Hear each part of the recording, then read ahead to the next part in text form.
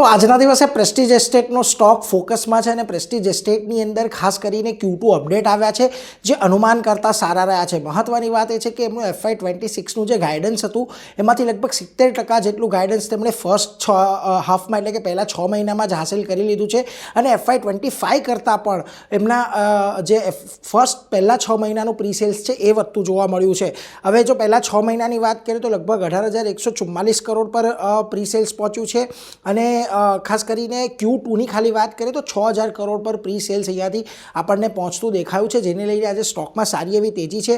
હવે એમના Q2ની અંદર જે પ્રી સેલ્સ આવ્યા છે એમાંથી બેંગલુરુનો 40%, NCRનો 18%, મુંબઈ 22%, હૈદરાબાદ 11%, ચેન્નઈ 7% અને અન્ય શહેરોમાંથી લગભગ 2% જેટલો ખાસ કરીને અહીંયાથી આપણને કોન્ટ્રીબ્યુશન આવતું જોવા મળ્યું છે. મોર્ગન સ્ટેનલી અહીંયાથી લગભગ 1900નો, નોર્મુરા 1900 અને નુઆમાં 1966નો ટાર્ગેટ આપી રહ્યા છે. તો એક સારા આંકડા આપણને આવતા દેખાયા છે પ્રી સેલ્સના અને ખાસ કરીને બ્રોકરેજ રિપોર્ટ પણ બુલિશ થયા છે, એટલા માટે આજે સ્ટોક તમને FNOનો ટોપ ગેનર બનતો દેખાયો છે.